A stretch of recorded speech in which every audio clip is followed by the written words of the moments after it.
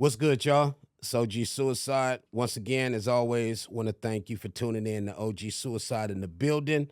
Also, make sure you hit up nojumper.com. Get your Let It Out Loved One shirts. June 25th, Let It Out Loved One live show. Be in the building. Don't meet me there, beat me there. And I definitely feel privileged today, man. I got Sharp Tank in the building, man, supporting my show. Sharp Tank don't sit in nobody's show. No one. It came to sit in OG Suicide in the building today. And to everybody out there, if you want to build your credit, you want to learn about credit, you want to learn about growing your credit, you want to go from a 0 to an 800, we finna get that information to you today. I got my loved one in the building. It's an honor to be sitting down with my loved one. We're going to talk about his book. We're going to talk about credit today. My loved one is in the building with me today, Antoine Sallis. Fam, bam. Yes, sir. What's good with you? Man, it's a pleasure. It's definitely a pleasure to be here, be able to come on here. There's a lot that people don't know, and I feel like a lot has been hidden and exposed from us for years and years and years. And, just here to talk about the struggles and how I overcame and really spread the message, man, because it's a lot that people don't know. Yes. It's been hidden. It's been blinded, Oh, yeah. And I'm here to expose. We got the guru here today, Yes, so sir. we Yes, definitely sir. going to get It's to a it. pleasure. And Sharp is from Dago. I'm from Dago, so it's a pleasure to have Dago him in the building. sit in for sure. Dago in the building. Yes, sir. Man, I first want to start with where you were born. I was born in Sacramento, Okay. but I don't really talk about it much because, I came to San Diego when I was just a little baby. Okay. I'm a Sacramento Kings fan, too. Oh, is that right? Die hard, win or lose. Gotcha. Definitely. Okay, so you moved to Dago when you was a baby. Right. Okay, so technically, in reality, you're from Dago, I'm from Dago. point blank. Yeah. Growing up in Dago, man. Look, give us a breakdown of from you growing up, your household. Did you have both parents in the household or single parents? Like, That's a good question, man. It's really a trip. Most people don't know. I never met my biological father, which is crazy to me, right? Because if he has another daughter, his mom, like those are my people. You know what I'm saying? Like I got a sister out there. I might have got a grandma. I don't know. So, I do reflect on that. I've reflected on that over the years. I wonder what he looked like and all that. But my mom, the reason we moved to Dago, my mom met a man that was in the Navy, and he's as solid as they come, man. Solid as they come. I look up to him. He just came in and he really held that position down. okay. So for me in Dago, man, it was a trip because I grew up in Navy housing in Murphy Canyon. But when I went to school, you know what I'm saying? Like that neighborhood couldn't really hold me, man. I didn't want to stay. I didn't want to stay in Murphy Canyon, so I used to go. You know what I'm saying? Okay, why you didn't want to stay? What was it? What It was about that it? my friends in school, you know what I'm saying? Like, they was with the girls, they was drinking, smoking, you know, gang banging the whole nine. And for me, I didn't want to be in, Murphy. It was Murphy Canyon, Tierra Santa, but it was dead. It was dry for me. Okay. So I used to go to the other side of town to where all the stuff was going. If people ask me all the time, "Hey man, did you grow up in the ghetto or the hood?" No, Okay. I went there. I used to go over there because I wanted to be around where things was going down and where they was doing stuff at. So that was it. That was really it for me. And one thing about me, I was always a smart kid. I was real, real smart, and I knew that. But I wouldn't reflect it. I got in a lot of fights. I was known. It's funny. I tell people this story to this day, and people don't believe it. I was known as the terrorizer in the neighborhood. I fought over and over in my school. I remember being suspended multiple times. But you look at me now, you look at me today, you never see that. You never know. Can't judge a book by its cover. That's fact. Do you feel like you had something to prove in those days? You know what I mean? You always getting into fights. That's a good question. You know what? What brought that Thinking back on violence it, out of you? Thinking back on it, I did feel like I had something to prove back then. Okay. I did. I felt like a lot of times I was underestimated, and which has been a story of my life. But Okay. I felt just like I was an underdog, like I just had to You know, I did deep now reflecting back on it. I did feel like I had something to prove. You Oh, know, okay, because you wasn't living the the street lifestyle, so feel like people looked at you different, like oh okay, he ain't with it, so you like let me show you like yeah, it was a lot of that, and a lot of my friends really was from that part of town. In okay, Dago, it's like southeast yeah, or it's East Dago, and a lot of my friends really was from there. So, you know, just being around there and being around that environment. But here go the cold part about it. It's a trip. A lot of my friends, that was my close friends, they mm-hmm, was Damus, right? okay, But they on opposite sides of the spectrum. You know what I'm saying? So, you know, a lot of Lincoln, a lot of Skyline, but they all my boys, yeah, right? yeah, yeah, So for me, I never really I never went, you know, one of those directions. Now later I came from a clique. You know, with the clique, it was a lot of running the streets, and it's funny being from a clique, man, because over time we started doing some of the same stuff that they do in the gang. It was a okay, point I had to slow down, like, hang on a second. Right. yeah, And but for me, man, growing up, you know, like I said, I was a smart kid. I knew that God had a purpose for me in life, okay, but I was wilding. You know, skipped school, other side of town. I remember getting a car accident, stole my mom's car, flipped it over, end up in the hospital. My mom's bawling because the car is totaled. So she's like, "How did you survive?" And it was stuff like that. But remember when I told you earlier that I've always been underestimated? yes, So I got kicked out my senior year. I went to Sarah High. oh, I got okay, kicked out my senior year, and I went to a continuation school.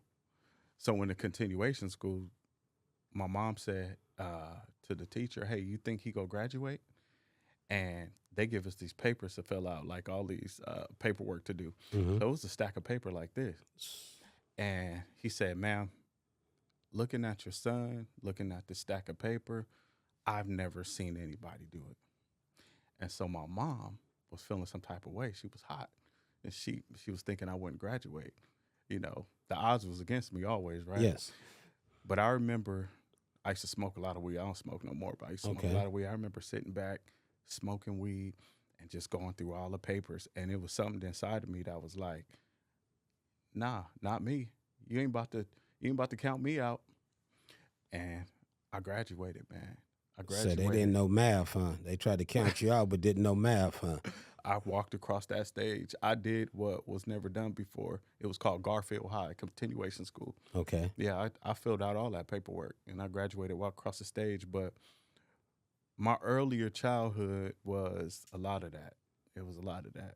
It was a lot of, I felt like I was doubted a lot, and I felt like I had to prove myself in different ways. The fighting was one way. I see what Sharp was saying. You good, because the fighting was one way, mm-hmm, right? mm-hmm, But the doing the homework and really proving that, you feel me, that I could do this, that was another way. You see best what of I'm both saying? worlds. Yeah. Yes, Best of sir. both worlds from, the street world to the smart world, and the relationship with you and your mom, like, how was it? Uh, it wasn't the worst. It wasn't the best. You Okay. know, I love my mom's, man, but I caused my mom a lot of. I crashed probably.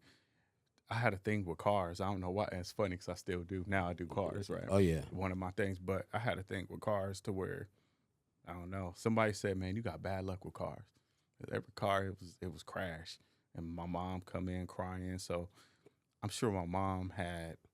She was tired of that shit. You know what I'm saying? Mm-hmm. Um, but you know, I love my mom, man. For I sure.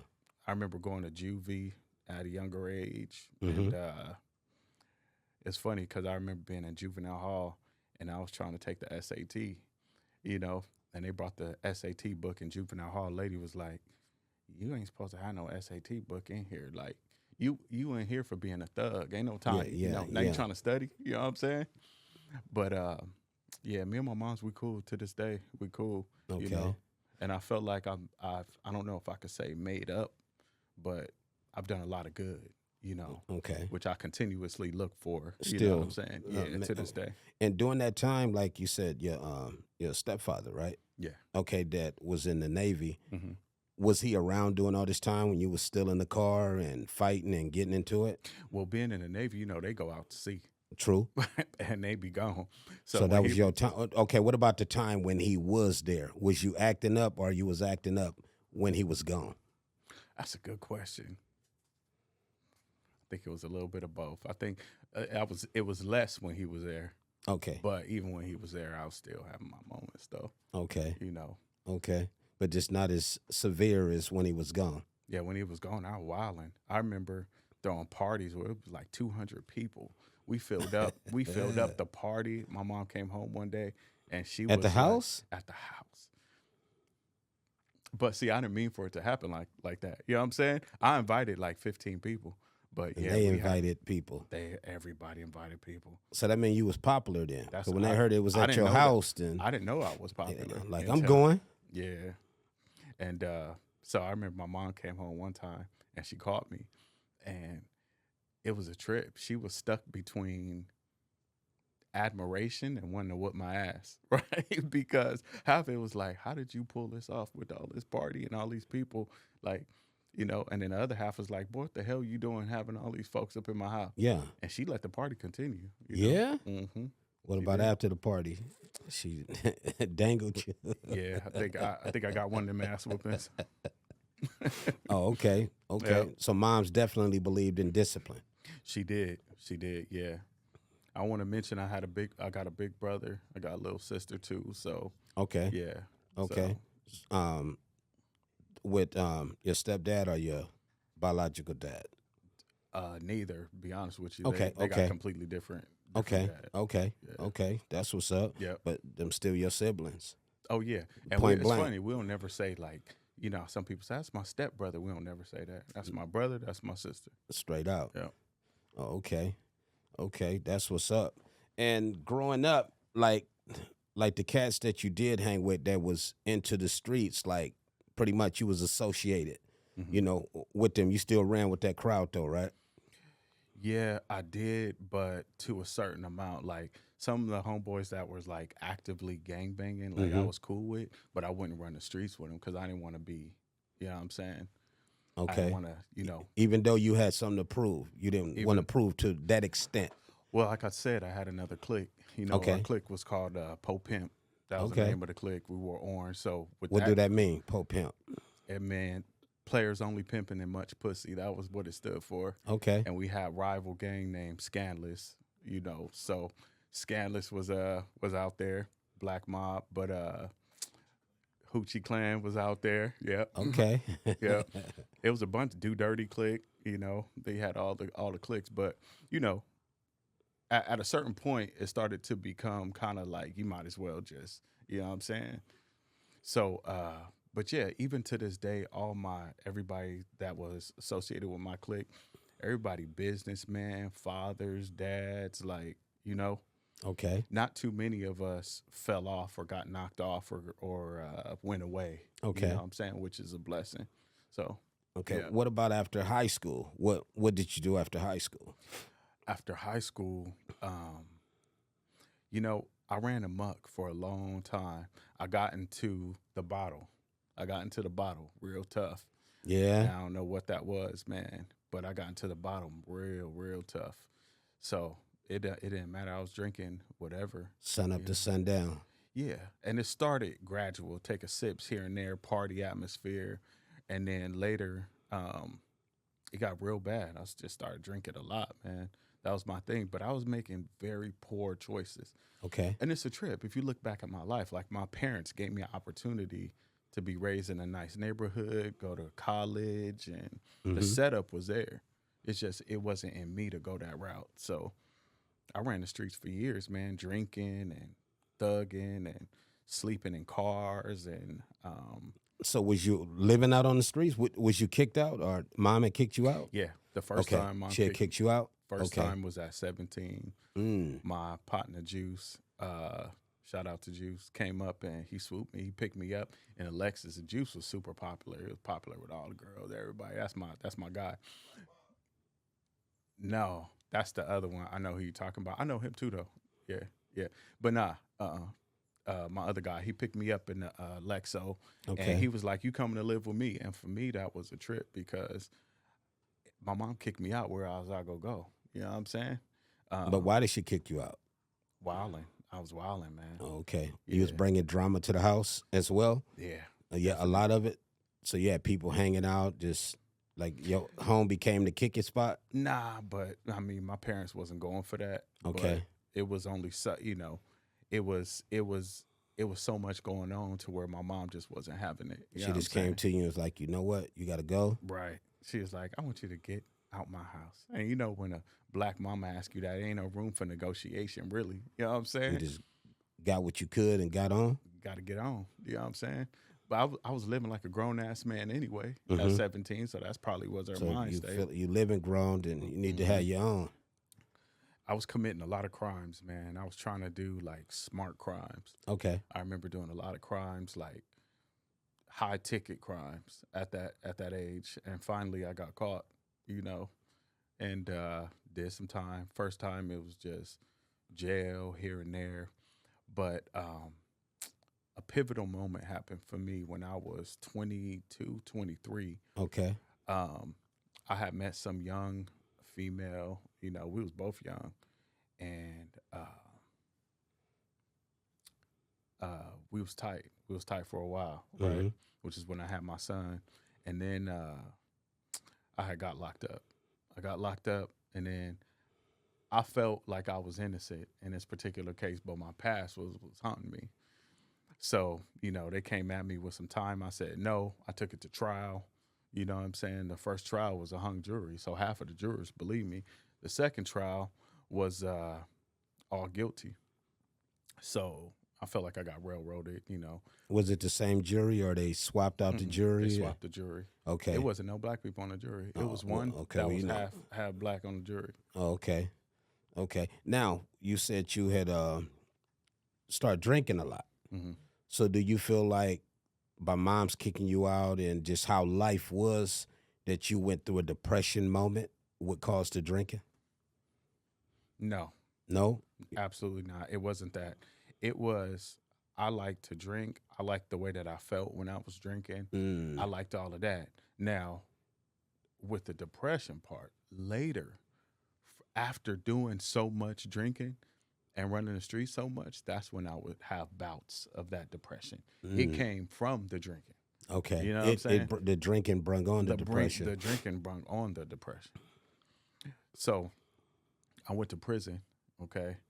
And it was a trip because when I first came into prison, it was like how you see it in the movies. It wasn't like, it was like 1,000 buff dudes on the yard lifting weights. That's how it was when I first went in, right? I don't know, you've been locked up, so you know how it was, right?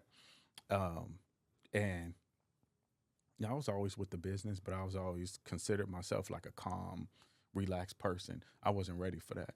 You know what I'm saying? I wasn't ready for that prison life. But like anything else in life, it's like you either Adapt. you sink or swim. Yeah. You know what I'm saying? And I damn sure ain't about to drown. Yeah. So I adapted, man. I adapted, and it was funny. When I left, in prison, they got the shot callers, and then you got like the right-hand man. When I left, I wasn't a shot caller, but I was like the right-hand man. You know what I'm saying? Because I adapted, and I took the game of what they were doing in prison, and I utilized it. You know what I'm saying? I was like the government in prison. But I got out, and it's back to the same. You know what I'm saying? Same lifestyle. Same back lifestyle. wilding. I didn't even have nowhere to live With when I got out fresh out of prison mentality. Mm-hmm. I didn't have nowhere to live when I got out. So I'm running the streets, trying to go to rehabs and getting different situations to, get set back up. And I'm still struggling with depression. And I tell you, the worst part of my story for me is homelessness. Because in prison, you get a meal. You got a shower, you got what's to be sad about? You know what I'm saying? You away from your family and your loved ones, and it's boring a lot of time, and it goes down sometimes. But for me, it was being homeless. It was walking down the street and I see somebody and look at me that recognize me, be like, like in that 50 Cent song when they say, "What happened to you?" You know what I'm saying? Yeah. So I saw a lot of that, and it was very embarrassing. People looking at me, and I used to shower in the goddamn library, man. Mm-hmm. You know what I'm saying? Mm-hmm. So I remember trying to find places at night. I remember one time I was sleeping in Balboa Park, Okay. and I had a cardboard. I put the cardboard on the ground. I'm looking for a place to sleep. Ain't nowhere. So I laid down on the cardboard, and a security guard came up to me, and he like gave me one of them little soft kicks, like, "Hey, bruh, hey, I'm sorry, man. You can't sleep here." And I remember that hit me hard because I was like, God damn, I ain't even good enough to sleep in a park. Yeah. Yeah. Exactly. I'm not even good enough to sleep in a park. So where do you go? So I got up and I started roaming around, and I found a mall. I told this story on YouTube. I went there, I found a mall, Mm-hmm. Parkway Plaza, no, Horton Plaza downtown, and they got the little back rooms. So I went through the back room, and it was like a trash compactor, but it was warm. You know what I'm saying? Mm. And that, you know, That was it. that was it. That's where I slept. And the next day I was back in that park in Balboa Park. You know, my whole ritual was to get a drink, to try to find a place to clean up so I didn't look, you know what I'm saying? Yes. And then to try to figure out what I'm gonna do, maybe, you know, get a few bucks or whatever it is. That was the life I lived. But I want to tell this story because I remember one time I was in Balboa Park, and the airport is right there. So the planes come in right there. And I remember looking up at a plane coming over my head. And I kid you not, I was drinking my talkie, and I said, I'm going to be on one of them planes. I'm going to be on one of them planes, and I'm going to travel. I didn't know how I was going to do it. Mm-hmm. I was broke as fuck. I was struggling. I was homeless. And I was hooked on alcohol. You know what I'm saying? So I didn't know, but I knew somewhere deep down inside that wasn't mine. You know what I'm saying? Did you ever try to go get a job or anything like that? Yeah, I did. I remember one time I went to this shelter, Okay. and I was staying there, and I started working. I was good at sales, you know? So I started, I worked for T-Mobile, Okay. and I was good. I was killing the game at T-Mobile. But at the end of the day, alcohol crept back up with me. You know what I'm saying? I got kicked out the shelter, and I'm back kind of couch Why? Because you surfing. kept showing up intoxicated. Yeah. And That's what- you know, you could hide yeah. it for a little while, but after a while, Eventually, you can't hide it yeah. no more. Okay. Yeah. At what point can you say that light turned on inside of you? That real wake up call that like, I can't do this no more. I love that question, man, because everybody got a turning point. Exactly. And for me, I wish I could say like it was prison or something like that, but it really wasn't. It was a slow progression of being tired of living that way. And Mhm. remember, I told you I had a newborn son. So the whole time this is happening, I'm not barely active in his life. And I never pinned myself to be the type of individual that was going to be a deadbeat. You know what I'm saying? To my kid. Like, that's big for me. So it was a culmination of that, of just the tired living like that. And it was like a revolving door, man, of rehabs, jail, and just being, you know, and a lot of top ramen. You feel me? You didn't have no close friends that you was real cool with that, you know, tried to help here and there? Yeah, I did. But I mean, to what point? You know Yeah. what I'm saying? Like, you come around, people help you, but then after that, people get tired of you, man. Yeah. You know, Yeah. nobody want to carry no other grown ass man. Yes. You know? So there was a few that Okay. definitely was there. And there was some fake ones, which is, you know, this Well, life. that's automatic. There's people want to see you up. There's people want to see you down so they can kick dirt in your face. Facts. That's life. Facts. That's life. So when did life start getting better for you? There was a couple different things that had happened. Okay. I started learning credit, and it's funny because I started learning about credit through embarrassment.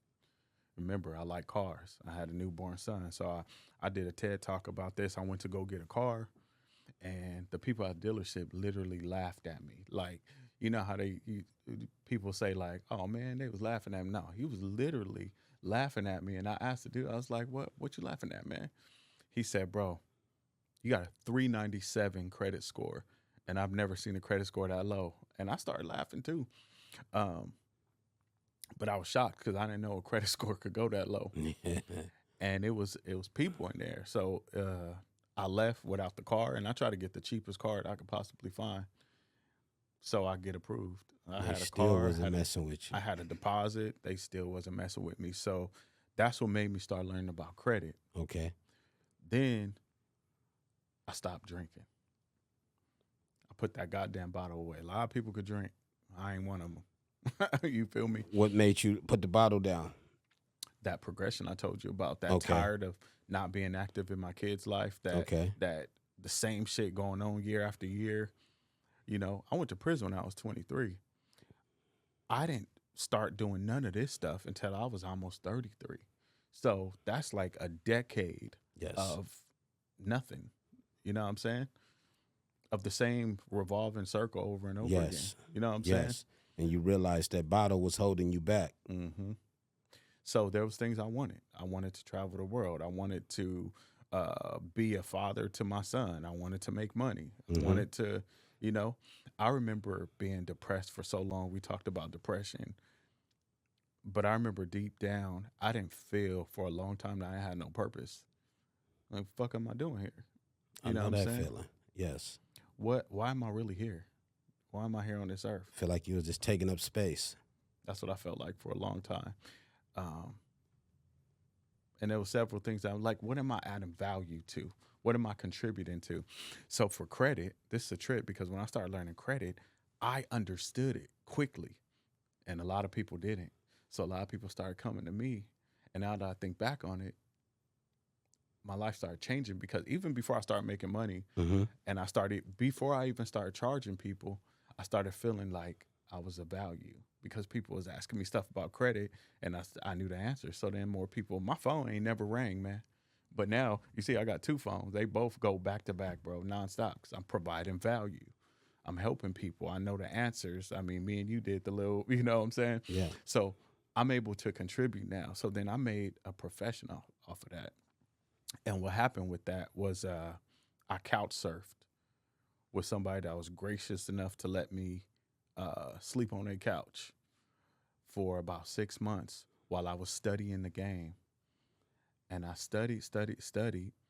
And then first I did it with Randy. I got Randy score up to an 800. And we started applying for stuff. Like, we got an 800, but we living in poverty. So I'm trying to see what I could get. You know what I'm saying? Yes. So I got him to an 800, but we didn't get qualified for nothing. Nobody would give us nothing. So then I started figuring out why. Yeah, I was just finna ask you, why is that? And that's when I really started learning about credit. Because now I learn what makes the banks give us stuff. And that score is only one small little piece of, you see what I'm saying? And then, so I did it with myself. So I started doing it and I popped my first 2 credit cards. It was $19K, man. Imagine that. Somebody that had been sleeping in parks, bathing in the bathroom, eating top ramen. You know what I'm saying? Yes. Real low life. Sleeping in the park Sleeping or in the wherever. park, sleeping by the trash can. And now I got 19,000 and I know how I got it.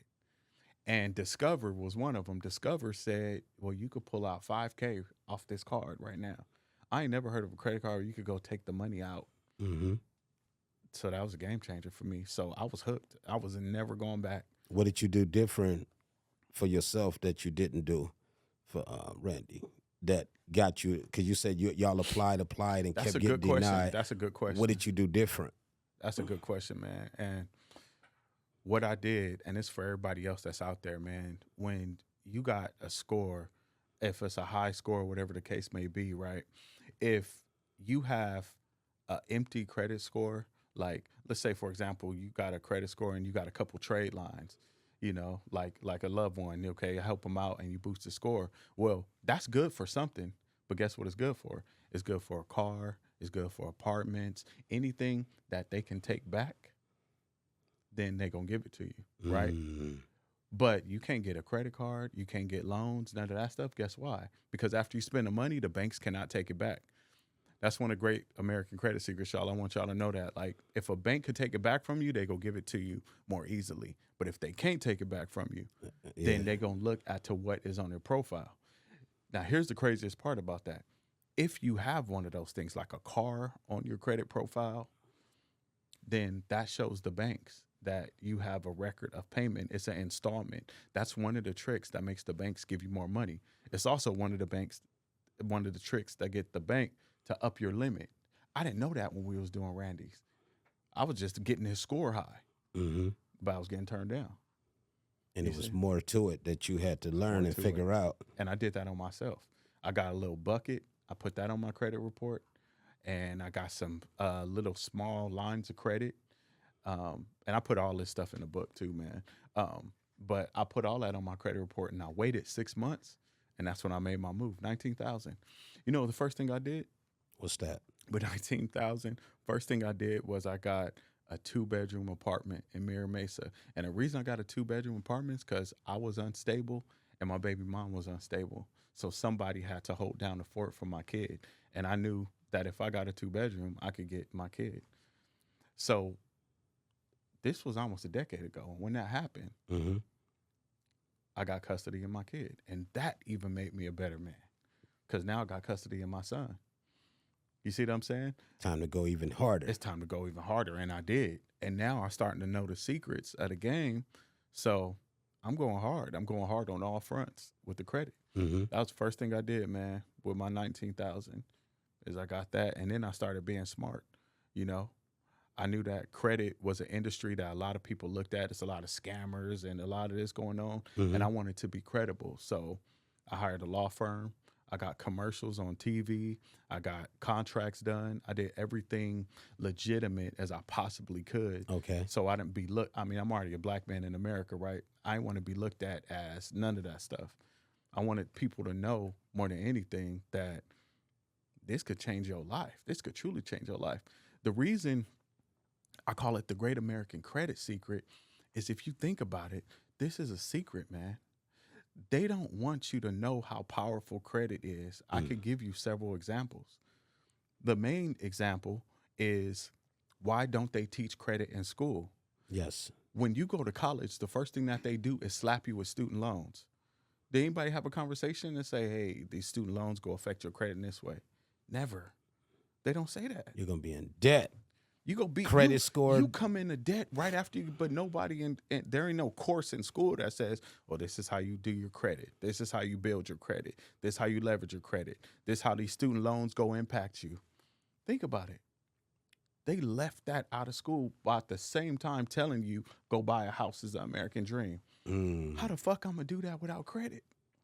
Exactly. So I started realizing over, I say something's going on here that I ain't quite, something ain't adding up.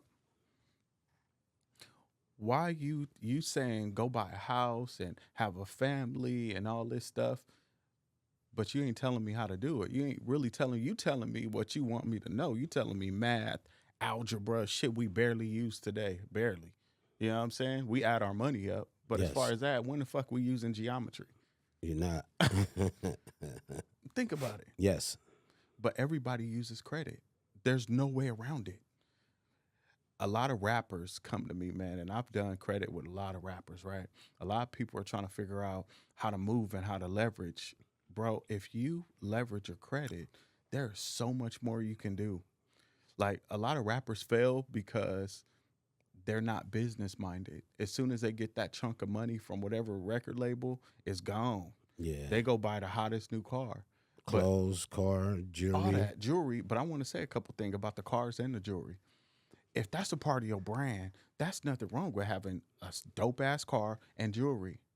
But where you're losing is that you're going to buying that outright instead of letting that earn your house. If you finance your jewelry, then that's a trade line on your credit report. That same trade line is what makes the banks give you more money.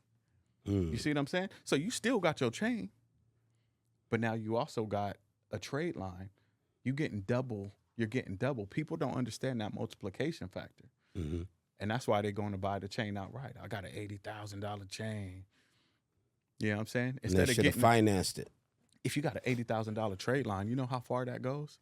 All those banks will give you high limit credit cards. That Amex, that's how you get that Amex, that Chase. by having that on your credit report. These rappers don't understand that. I've been trying to tell them. You know what I'm saying? Sometimes it make me mad, but all I could do is give them the information. You know what I'm True. saying? Like a car, a vehicle. They go buy the vehicle outright.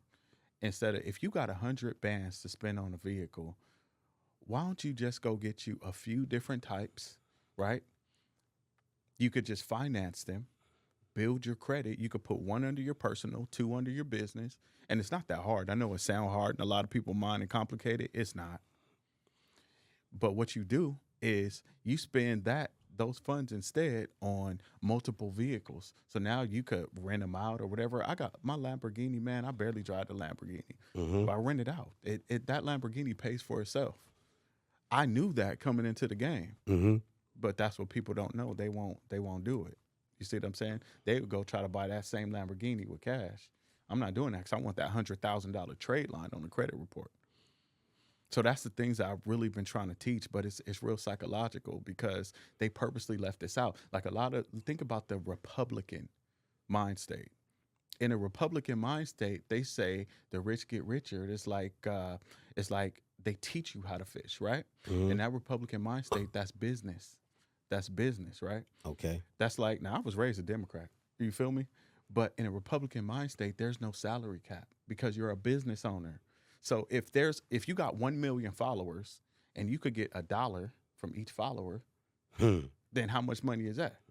But if you a doctor and you work in a 9-to-5 job as a doctor and you make $200,000 a year, you're done.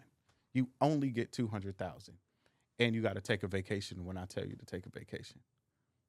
But they really teaching doctor in school. They pounding that hard. They're not pounding business owner, have your own brand, build your own following, and all this stuff that is pertain to this day and age. That's why I call it the Great American Credit Secret. It's really a secret because think about it. If everybody knew about it, then who we gonna have to flip our burgers? Exactly. People ain't gonna want to hear that. They gonna say game Antoine, changer. yeah, right. But we need people to do that. We need. And this is the book right here. This is the book, The Great American Credit Secret, y'all. This is the book because you don't know what you don't know, and there's a lot of stuff we don't know. And I brought you this sweater too, bro. I got one for you too, Shark. Let me see. Show right here. Oh yeah. Appreciate it. Now this is the logo, Great American Credit Secret, so you can see everything we do is high quality too, man. So, you know, these the secrets we ain't learned, but that's the key, you know. So we got all this information. So it's a book and Appreciate it's a that. course. Appreciate that for real. It's a book and it's an online course. So Okay. the book is actually opening our eyes to what they have not been telling us behind the scenes. You know what I'm saying? How people are walking around with these American Express. It ain't that hard, bro. You get one in 6 months from scratch, right? But all the secrets are in here. But the course tells you step by step how to do it. Okay. And the course is dope because I brought some friends. Master P is on the course. Master P wrote the foreword to the Great American Credit Secret. Oh wow. I mean, Master P was somebody I always looked up to because you know his background. Yes. But now look, he's a mogul. He's a businessman. You know, and so Master P wrote the foreword. I got Jessica Rich on it. She a fashion designer. I got Billy Carson on it. David Meltzer, who's a real estate guru. You know, they're all friends with guys from the Shark Tank. You know, so that's the kind of relationships that we form. But we're giving all this to you guys. We're putting all this in the course to teach. I want us to know. The Great American Credit Secret is like a fraternity for people that are young-minded people that want to know all the stuff that, you feel me? That them Republicans or the people that's the get richer state of mind is knowing, you know? So that's what this is, man. It's a movement, and I'm pounding it hard. If you guys go to thegreatcreditsecret.com and you register, I'm giving away a free ebook right now that shows how to build your business credit.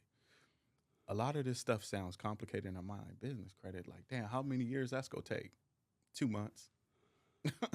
2 months. 2 months. You can start building your business credit quick like that and have a high paydex score, man. With an LLC or a DBA or both? Either. Okay. Either one. Okay. S corp, it don't matter. You could S build corp. Yeah. you could build it easy, man. And some of those banks are gonna look at it and they're gonna say, or you only got to have this certain number and you qualify. And some banks are gonna look and just say, oh, you got cool personal credit, you qualify. A LLC don't take nothing but 10 minutes to set up. So your personal credit will be a cosigner for your business credit. Yeah, for Okay. some For circumstances. some. Okay. And for other circumstances, you don't even need that. See, we teach success like in multiple ways. We want our people set up, whether you got personal credit, business credit, we want you to be set up for both so that no matter which way you come, you could walk into anywhere and do what you need to do, you know? Okay. Is question. Okay, personal credit, 800 credit score and up, good score. Now, what about business credit? Does it has a number as well, like your personal credit? It does. That's a great question. With business credit, there's 4 major bureaus. Like with personal, you got 3 major bureaus. Okay. With business credit, there's 4 major bureaus. You got Paydex, which is Duns and Bradstreet, right? That goes from 0 to 100. You got Equifax Business. You got Experian Business, which goes from 0 to 100. And then you got the Small Business Financial Exchange. Out of those 4, the most 2 commonly used is Experian Business Okay. and Small Business Financial Exchange. Duns and Bradstreet, a lot of people hear about that all the time, but they're not really active in pulling people's credit like that. Okay. And you then a lot have of- 4, you said. You got 4. And each of them is 4 the, major. the highest limit is what? Like your score would be 100 on each one? It's 100, except So for you have a Equifax. 400 Equifax go to like business credit. 500 or something like that. Oh, But okay. nobody uses Equifax. Okay. But on the other ones, it's 0 to 100. Okay. And 80 is right where you want to be. But to get an 80 Paydex score is very simple. It's not rocket science. It just sounds hard. But you know why it sounds like that? Because that's how they want it to sound. Okay. So They you want us to think this is attempt to- difficult to do. to even try. Yeah. Do This you ain't need difficult. for that? Do you need personal credit or just your business? No, you only need your business. Okay. Yeah, you could build your business credit without no personal credit. Okay. I don't recommend that because I don't want people to get lackadaisical on their personal credit, but you can do it. Okay. Then what about, you know how on your personal credit you apply for something, then there's an inquiry on your personal credit, it'll knock your points down a few points or whatever. Now what about business credit? Does it also knock your points down on your business credit if you apply for a card? Let's say they deny you. Do it knock your score down? It's a trip because a lot of times if you're applying for something under your business, they will pull your personal Regardless. A lot of times. Not every time, but a majority of the time. So is it like a trustworthy thing? It's a trustworthy thing so they could see, because you got to think how the way that banks look. And we teach this on the Great American Credit Seeker in the book Okay. and the course. We teach this. Banks are about risk. Who's the better risk? Think about it like this. A bank does not exist without you and me. Straight a car dealership that don't sell cars is not a car dealership. Mm-hmm.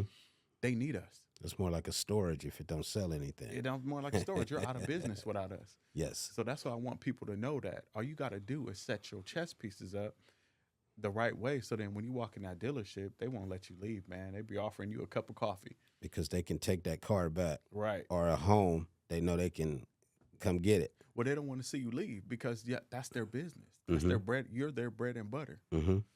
So we teach how to set yourself up the right way. But these people, they look at risk, and that's really what it's about, to set yourself up. Like there's certain business names. If you go into business names and you tell them this is gambling, this is, a high risk industry, then you're already a risk. But if you go in there and you tell them, yeah, I do marketing, I do engineering, it's all about the wording. It's whatever word that you tell them. Okay. You telling them what to do to you. You know what I'm saying? So just don't say gambling.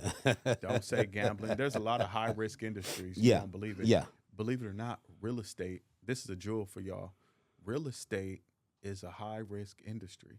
Is that right? Why? It is, because real estate, in order to be successful, there's a lot of variables that have to happen. You have to make sure this happened, the market is good, you get the funding, you do the flip. It's a lot of things that have to happen in order for a deal to be successful. Mm-hmm. even though property goes up in value, Yes. right? But they know that in order for it to happen in this market that's shaky, Mm-hmm. so they look at you as high risk. I'm gonna tell you the way around that. If you say property management, guess what? What property don't need a manager? Mm. That's still real estate, but it's property management because every property need a manager. Now you're Exactly. low risk. Now you look good to the bank. Yeah, and you see that a lot, property management, Mm-hmm. a lot. Yeah. So that's the reason why. Yeah. Okay, It's all cuts the about what you risk. tell them. Yeah. Oh, okay, Yeah. okay, that's what's up, man. So from coming from, let's say, zero to successful, like, I mean, your son, you have a better relationship with him. It's crazy. My son still lives with me to this day. That's good. Yeah, he's 16 I now. was finna say he just had a birthday recently too, He right? just Yeah. he about to have another birthday. Oh, okay. But I might have him talk to y'all because his goal is to be a podcaster. Is that right? Now, Oh, okay. most parents will frown down on that, Mm-hmm. but I know entrepreneurship. I know that he can create an endless stream of income like that, especially with the people that we know, and what I know in business credit, like it could be endless stream. So I say, yeah, you He's just gonna got. be dangerous. He gonna be dangerous. He like football. He like Okay, football. that's So what's up. that's his thing. So I'm helping him with that, but I'm his hero today. You know, he did a thing in class and it was like draw one person, da da da.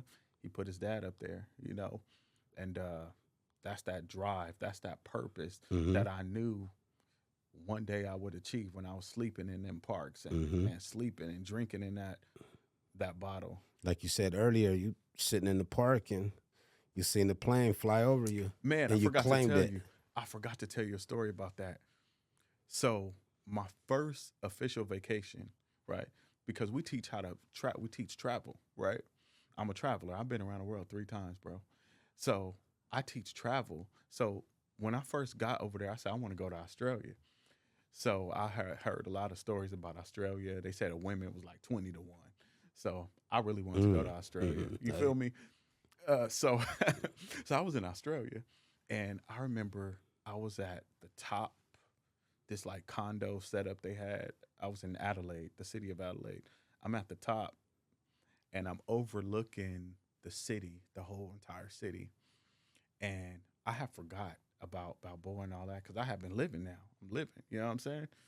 And a plane flew right by. It was theirs, and my whole body got chills. Like, Man, I wow, said, God damn. you had a flashback. It really dawned on me. I said, I could do anything I want to do. I said, I know the secret. I didn't learn the secret.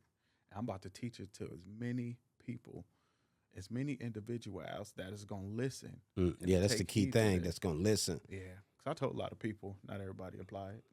But I mean, one thing I learned about life too is a lot of people don't really care about being successful. You know, some people don't really care about um, having an overhead. And I learned that because, you know, from shooting a music video downtown LA, because I have like a group of homeless people that I go downtown LA and I take care of, and I make sure they got tents or you name it, whatever it is, hygienes. And the first day I went down there to shoot a music video, I got a music video called Life Is, because life is more than what you see on TV, which, you know, people some people don't get. You know, they think everything that you see on TV is, this is it. But what did they go through to get to that? Just like yourself. You know, you went from sleeping in Balboa Park to in Australia, you seen that plane 2 times, you know, Yeah. that first plane that, you know, you was going through hurt, and then you seen that plane when you was going through success. So I shot a music video down there. When we first got down there, you know, and my camera crew that was with me, they was about to run because, you know, the homeless people, they really got pissed off. They thought we was just coming down there to film them and, you know, take it and go make money off of it. And, you know, they kind of like roared up. But I mean, I'm from the streets too. It's cool. Like, you know, kick back. I'm not down here for that. This is what I'm down here for. This is who I am. But my boys that was with me, if it would have jumped, they was leaving because they was about to get on. But then once I talked to them, and like, man, it was really nothing but love, you know. And they embraced what I do and what I did and what I stood for with music. But one thing that it was a trip to me because there was a guy from Chicago. And he was like, man, I asked him like how long you been homeless, just kind of like was talking to him, just, shooting the shit with him. And he like, man, I've been out here 30 years.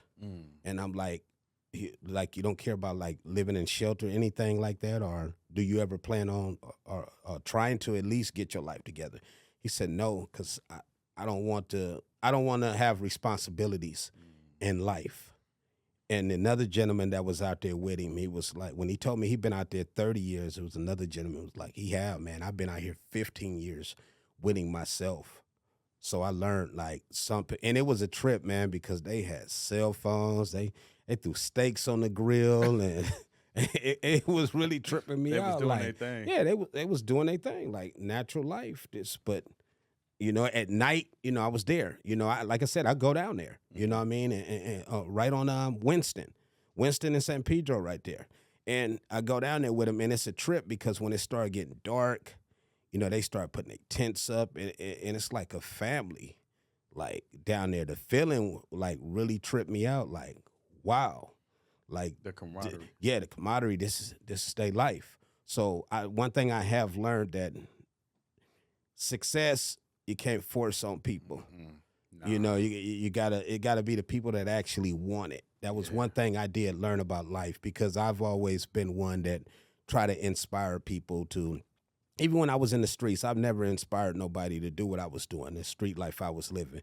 But get money, that's always been one thing I can say I've inspired people to do. But not everybody wanted to get money, and it was like I used to try to convince them, and it's just not in everybody. It's not. I remember when I was a kid, I was down at Seaport Village. Sharpno, you know where Seaport Village is. I'm down breakdancing at Seaport Village, and we had a cap, right? We were kids, 12, 13. I had a cap, and I had my friend. He was my best friend in the world. So we breakdancing. People come by putting in money. The cap fill up. And my friend's like, yeah, let's go. I looked at him like, go where? Where are we going to go? Yeah. I'm here. Yeah. So we got into an argument. We're not leaving. So my mom came. My mom said, what is y'all arguing about? We having fun. Y'all making money. What's the problem? He said, I done made money. I'm ready to go. I want to play. I want to have ice cream. And I was hot. I said, we're making money. I want to make more. Let's just put it right here. And then I realized at that time that, because I figured I could play later, right? But I realized at that time, like, it's two different types of people in this world, man. It is. Because I've too came across people that was homeless, throw them a 10 spot, and they was like, I don't even want your money, man. I'm good. I get a check every month. I'm out here because I want to be. Exactly. So success is not for everybody. It's not. Really not. Some people can't see past the curb. Yeah, they can't. And that's okay too. Some Definitely. people don't want to To buy each his a own. house. Some people don't want to buy a house. Some people want to live simple. I'm not one of those people. You know what I'm saying?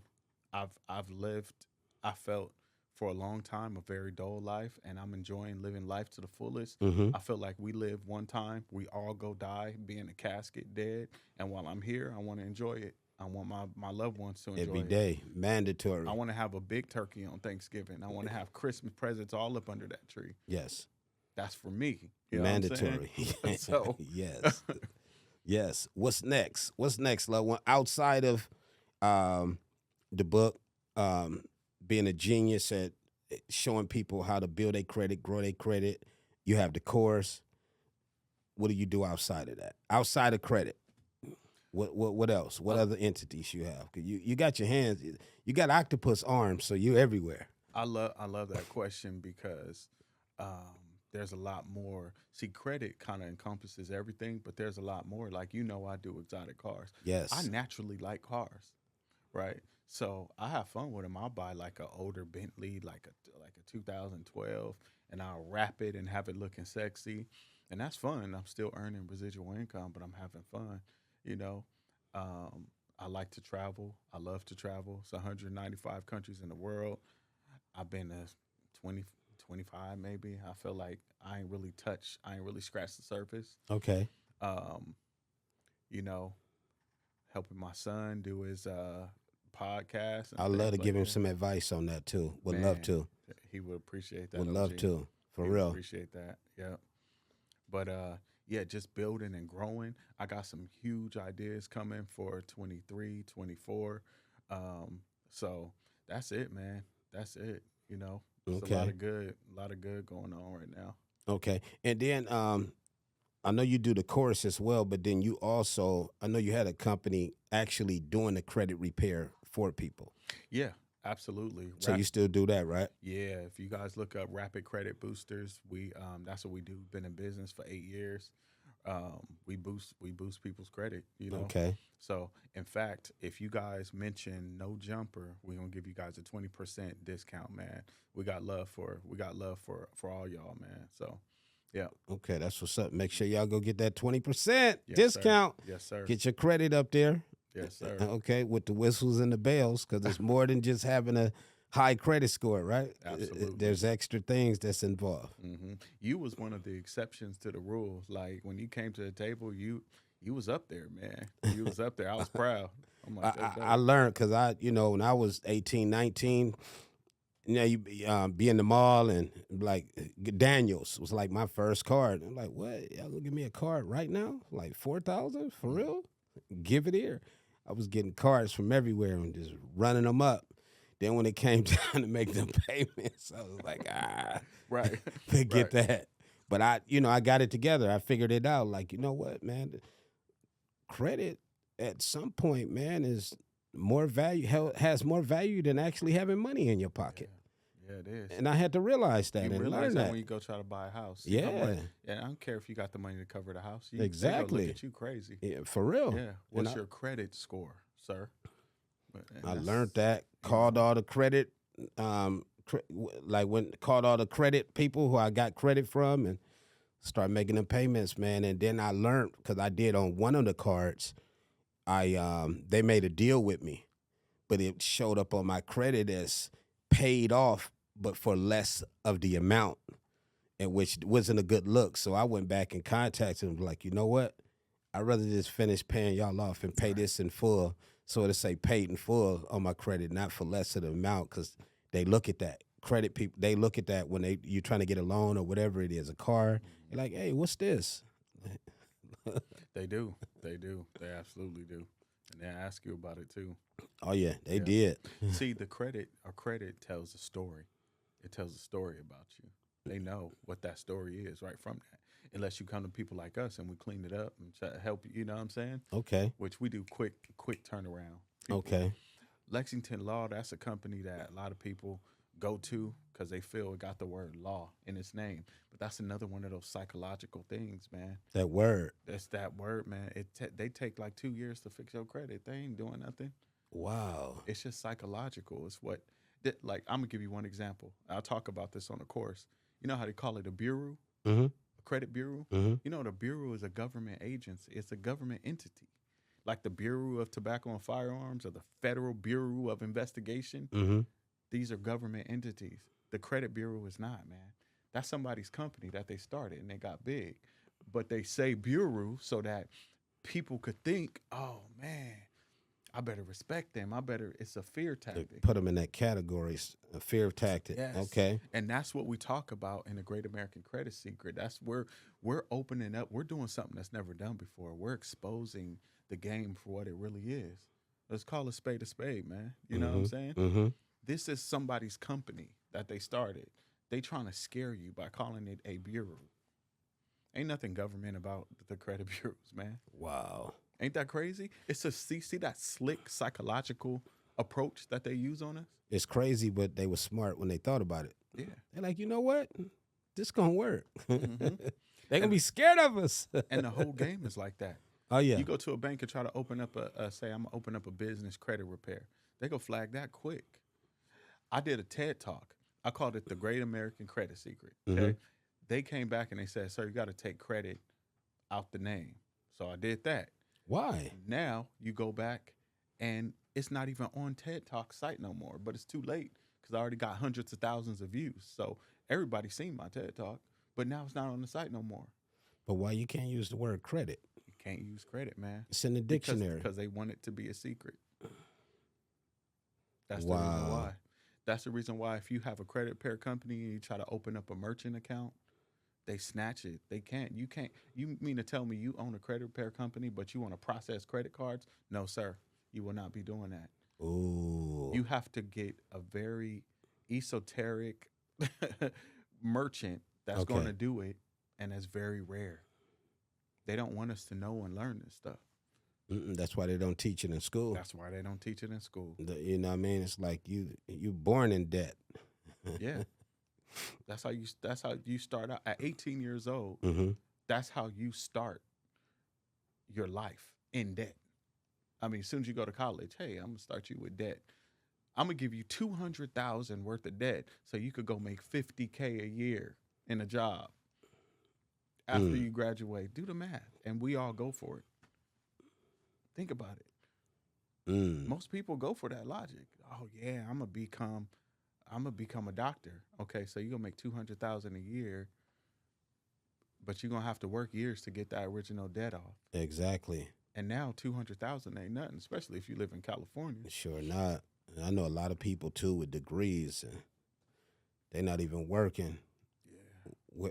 Where they supposed to that degree say, BAs or whatever it is. They're not even doing it.